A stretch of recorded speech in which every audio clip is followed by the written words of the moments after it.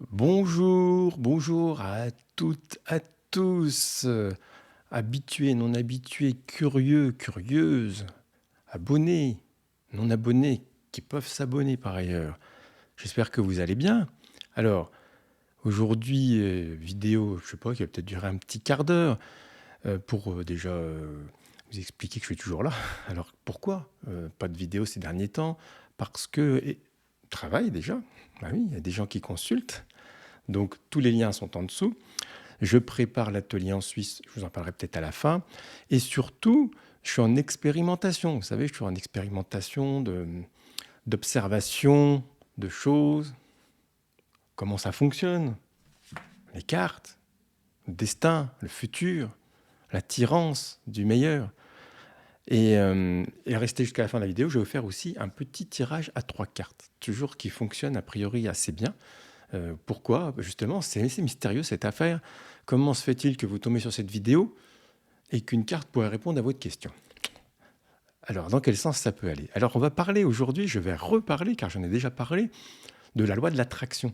C'est toujours cette histoire compliquée ou que vous connaissez pas, qui fonctionne pas, peu importe. Je vous en parle de ce que j'en expérimente, de ce que j'en vois avec, grâce à vous aussi, avec les échanges que l'on a tous, de ce que l'on voit dans la vie, des expériences que l'on vit et de l'observation que l'on peut en faire. N'oubliez pas d'être très observateur de votre entourage. Il y a les fameux signes, voilà, les signes. Euh, que dit la loi de l'attraction? C'est quoi cette histoire? Ça viendrait du principe que, vous savez, les objets s'attirent entre eux. Bon, l'univers fonctionne ainsi, donc on le sait, hein, la Terre a la gravité, elle tourne autour du Soleil, et en fait, les planètes s'attirent, les étoiles attirent les planètes, et les objets sont attirés par les planètes. En fait, nous avons tous des attirances, ce qu'on appellera l'attraction du fait, et du coup, ça fait des connexions.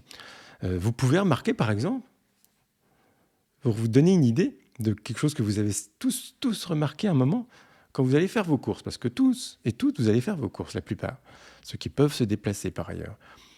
Eh bien, vous allez prendre votre caddie, votre sac, et là, vous vous foutez dans le mec ou la dame, vous savez, qui est toujours devant le mauvais rayon. Enfin, en fait, elle est devant le bon rayon, mais elle vous gêne à chaque fois. C'est-à-dire que tout le long des courses, cette personne va être là. Donc, elle fait partie de votre attirance. Voilà. Ou inversement, il y a des gens qui sont arrivés en même temps que vous et que vous n'avez pas vu du tout, qui sont du coup pas dans votre attirance. C'est des observations, c'est comment c'est possible. Comment il est possible que, vous savez, si on a cette idée persistante, justement, toujours quand on fait ses courses, qu'on va jamais choisir la bonne file. Voilà. Si on a cette idée persistante, c'est ce qui arrive. Alors, dans quel sens ça pourrait marcher? Pour moi, c'est une histoire d'information.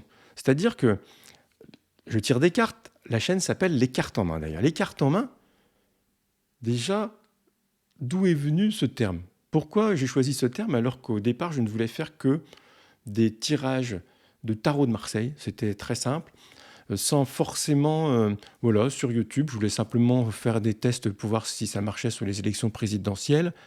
Et j'ai appelé quand même la chaîne Les Cartes en Main, euh, avec peut-être une idée du futur qui était déjà là. C'est-à-dire que soit le futur envoie des informations dans le passé, c'est certainement possible, euh, vu ce qu'on en constate, et certainement l'inverse encore plus. Et oui, création du futur. C'est-à-dire que ce que je pense maintenant de mon futur est envoyé dans le futur. Donc à un moment ou à un autre, le futur l'attrape. On augmente les chances que les choses arrivent. Pour faire simple, hein, parce que vous savez aussi que je vais écrire un petit programme qui sera comme un livre, mais qu'on ne va pas imprimer tout ça et envoyer, ça va être le bazar. Donc ce sera numérique, mais en visio, c'est-à-dire que je vais faire un livre numérique en visio, sur un programme d'attirance du meilleur, d'être meilleur, de concrétiser les choses. D'ailleurs, je vais apprendre la diction en même temps. Et, et pas de dire qu'on va tout avoir comme on veut à 100%, mais qu'on peut augmenter cette chance. Dans les expérimentations que j'ai faites, ce qui est incroyable, c'est que j'ai encore eu une expérience pendant mes vacances. Alors c'est toujours quand quand on prend de la distance, quand on se déconnecte de notre quotidien, qu'il se passe des choses. Alors pourquoi? Là, c'est à observer, peut-être qu'on laisse la place. D'où l'intérêt de la méditation, d'où l'intérêt de faire des pauses. Je pense à vous, certains d'entre vous que je connais bien, qui sont la tête dans le guidon, qui travaillent de trop, et qui, à un moment ou un autre, je suis perdu, je ne sais pas quoi faire. Oui, mais parce que tu t'es pas posé. Tu n'observes pas ta situation et tu ne laisses pas le vide. Il y arrivera des nouvelles choses quand on va laisser du vide. Comme dans les relations amoureuses, comme dans l'argent, comme dans la santé, comme dans tout. En fait, tout fonctionne comme cela. Si on a un verre, bon, ça c'est une bougie, mais si elle est complètement pleine, je ne laisse pas de place au nouveau. Si je la laisse finir, je laisse la place pour une nouvelle. Donc, qu'est-ce qui s'est passé? Expérimentation très étrange que j'ai eue pendant les vacances. J'étais en discussion avec mon père. Nous étions à une soirée. C'était en fait un casino. Donc, en fait, il y avait des jeux, poker, roulette, tout ça. Tout ça, ça fait partie du hasard, mais on est allé là pour s'amuser. Hein. Nous avions, en fait, il y avait pas, c'était pas des jeux d'argent, c'était uniquement avec des jetons.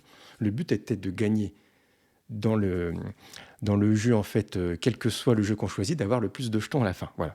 C'était un lot d'honneur, on va dire. Et on observait et on discutait de ce qui se passait. Et là, on peut se dire, c'est le hasard. Parce qu'il n'y a rien de plus intéressant que d'observer la roulette, le poker. Qu'est-ce qu'il y avait? Il y avait d'autres jeux de cartes que je connais moins bien. Moi, je suis fasciné par la roulette et le poker.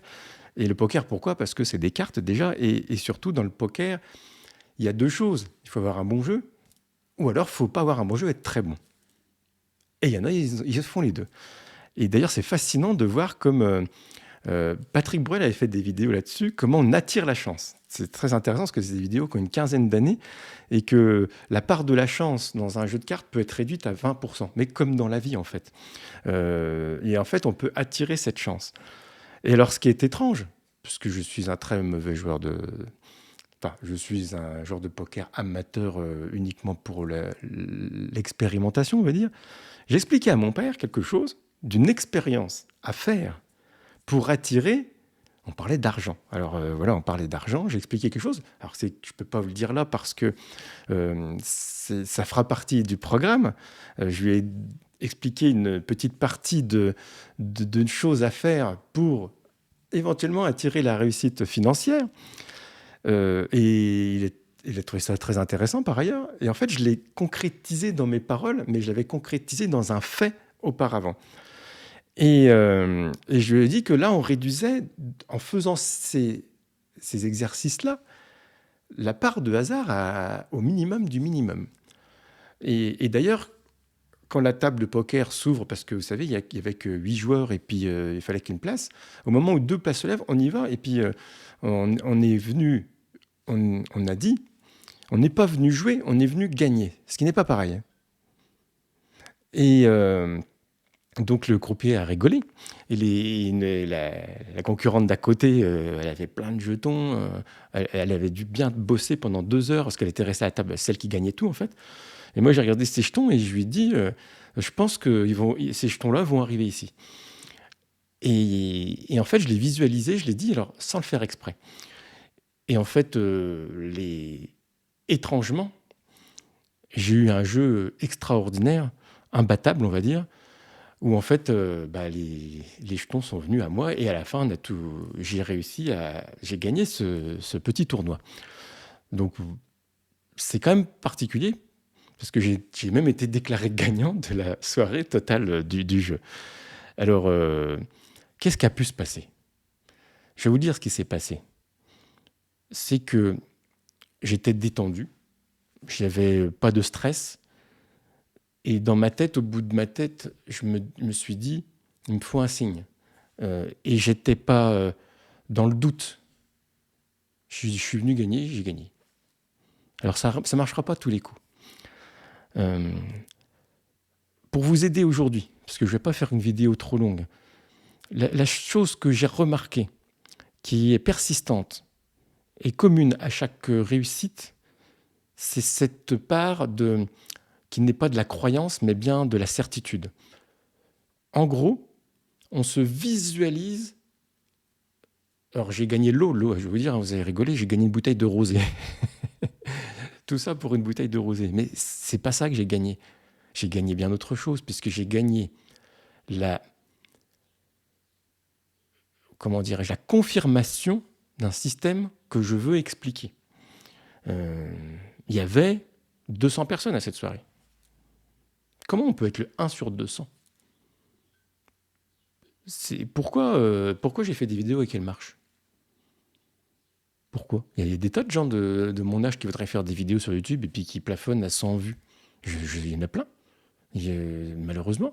Et puis il y en a d'un coup qui réussissent. Quelle est la différence? C'est important. Et je suis encore en expérimentation parce que je veux vous amener quelque chose de concret, comme une recette de cuisine, on va dire. Et comme je le dis, tout ne fonctionne pas à 100%. C'est très important dans la vie de comprendre ça aussi. L'erreur est humaine, l'erreur fait partie du système. Celui qui dit qu'il gagne tout le temps au jeu, c'est faux. Celui qui dit l'avocat qui dit qu'il gagne tous ses procès, ça n'existe pas, c'est faux. Le voyant qui dit que toutes ses prédictions sont justes, c'est faux. Le médecin qui fait tous les bons diagnostics, c'est faux. Bah oui, parce que nous sommes des humains. Donc en fait, il y a des réussites et il y a des défaites. Le principal après est d'avoir plus de réussites que de défaites, ou au moins que nos réussites soient celles qui nous conviennent. Voilà. On peut très bien avoir une vie familiale très réussie, parce que c'est ce qu'au fond de nous on veut, et puis une réussite financière un peu chaotique. Certains préféreront ça, et d'autres qui ont des réussites financières extraordinaires et qui ont une vie familiale complètement pourrie, qui ne parlent pas à leurs enfants, qui sont en procès avec la moitié de leur famille. Voilà. Après, les deux sont certainement possibles. Voilà, c'est une question de visualisation. Le point commun à toutes ces réussites que j'ai compris, c'est vraiment se visualiser dans l'état final. C'est-à-dire que, pour mon exemple de la soirée, je me voyais bien aller sur la scène prendre le prix. C'était ça l'état final.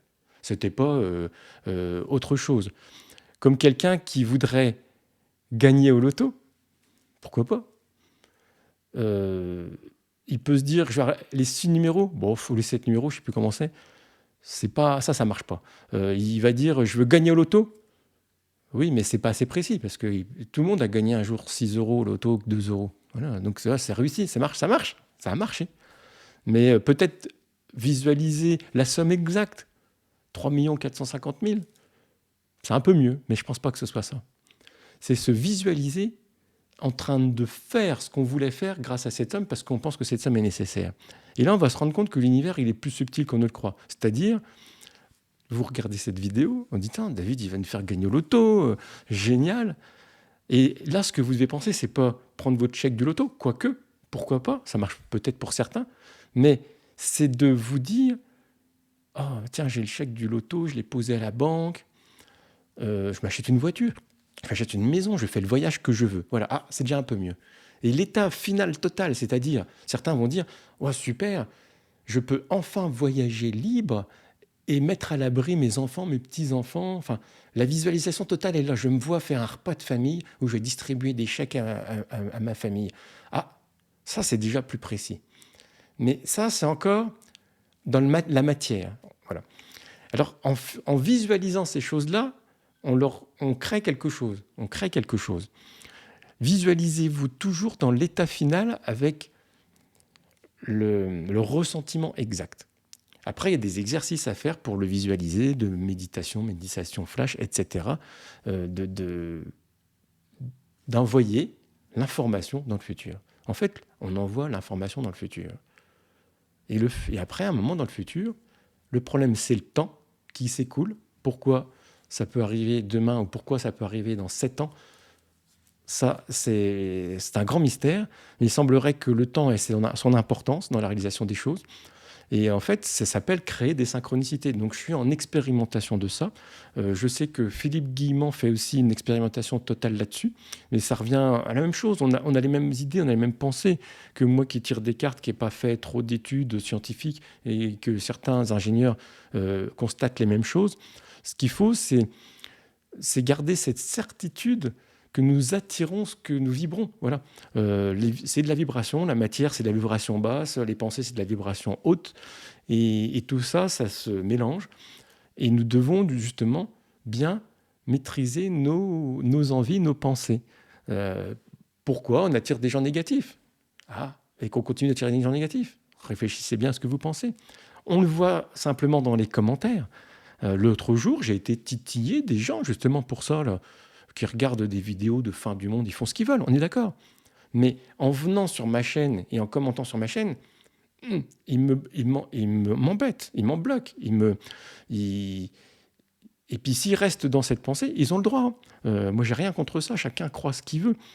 Mais après, ce sont ces gens qui disent « Ouais, mais j'ai pas de chance, David. Je tombe toujours sur un mari alcoolique ou un homme alcoolique. Je tombe toujours sur quelqu'un qui me tape dessus. » Oui, mais toi, tu veux la fin du monde. Et tu le dis haut et fort. Et tu dis que ce que je te dis ne te fait pas réfléchir. Je dis pas que j'ai raison. Je dis expérimentons. Ça coûte quoi?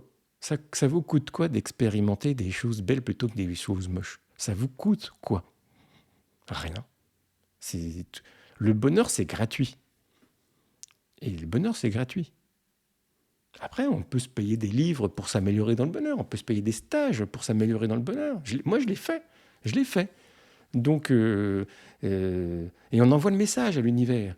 Je veux du meilleur. Je me donne les moyens d'avoir du meilleur et j'applique ce que j'apprends. Et je regarde si ça marche ou si ça ne marche pas. Si je suis dans la bonne voie, ça marche plutôt. Si je suis dans la mauvaise voie, ça marche plutôt pas. Voilà. Voilà, j'espère que ça vous a un peu éclairé. Je vais vous tirer vos 3 cartes. Donc, pendant que vous pensez à votre problématique de vos 3 cartes, donc 3 cartes, vous allez en choisir une. Certains font 3 problématiques et diront que chaque carte répond à une problématique. C'est une bonne idée. Je rappelle, avec ce que j'ai dit là aujourd'hui, donc vous cliquez là en dessous dans plus, description, ce que vous voulez, que je suis dans une petite ville en Suisse, dans une maison extraordinaire qui fait des expérimentations justement, où je fais une petite conférence le jeudi soir, donc le jeudi prochain, pas celui-là, mais celui d'après, c'est 16, oui 16. Donc c'est une petite conférence où j'explique un peu ça.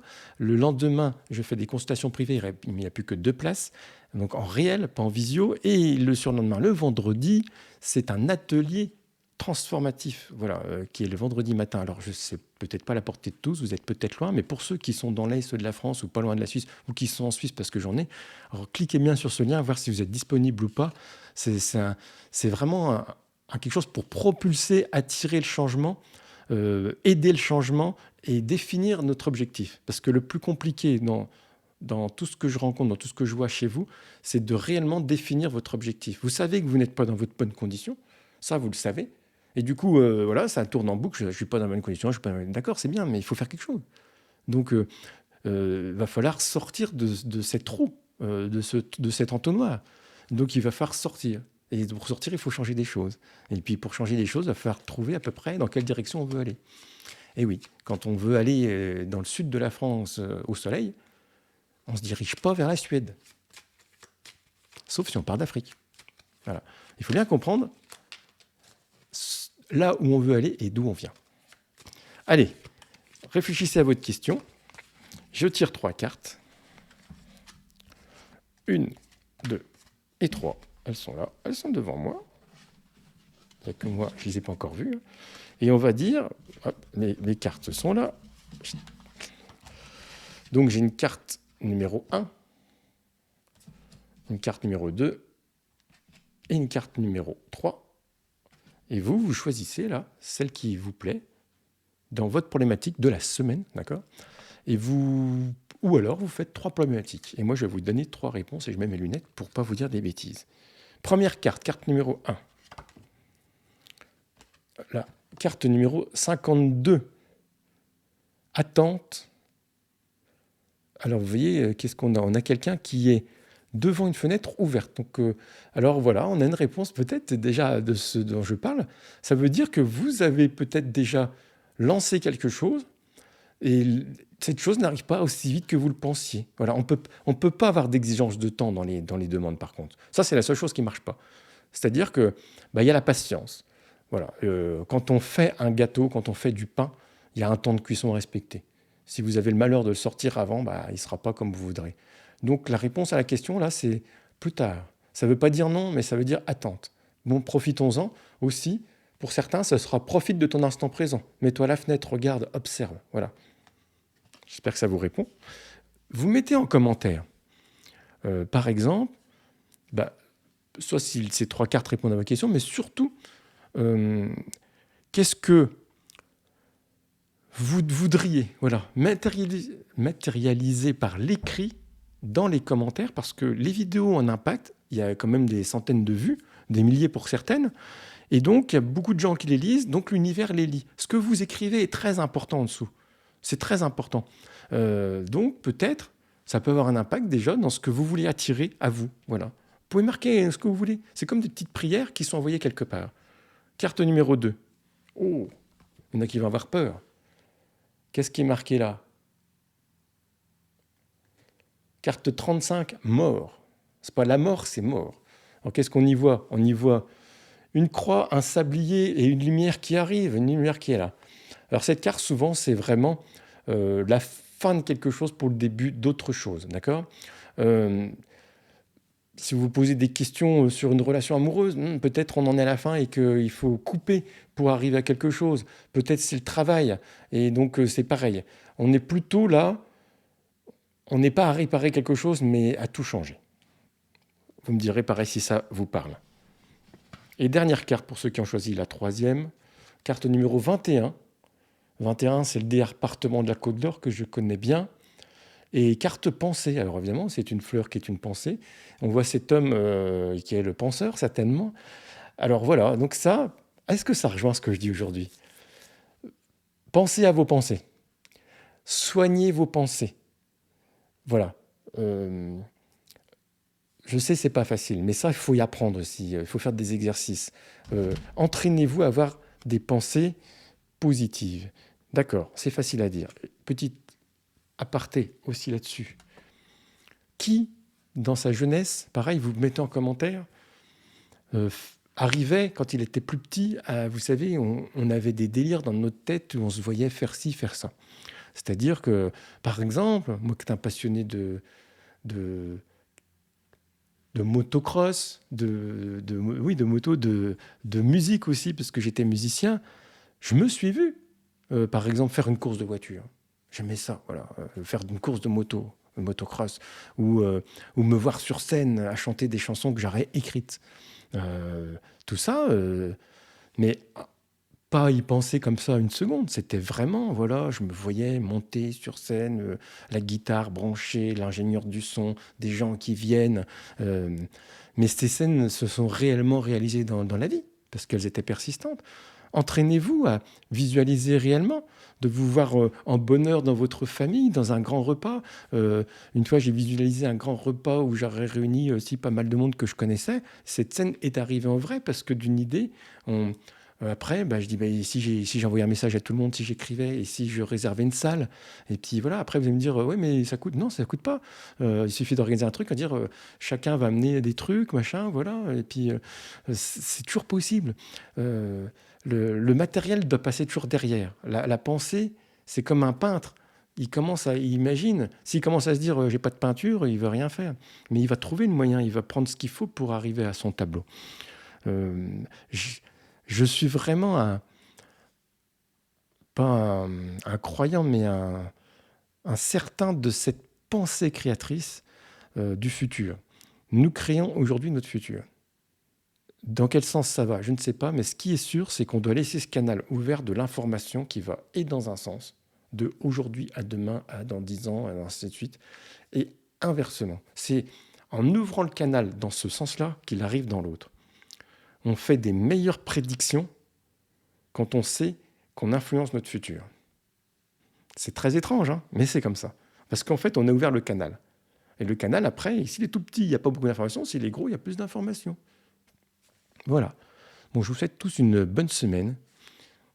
Et je vous dis à très bientôt.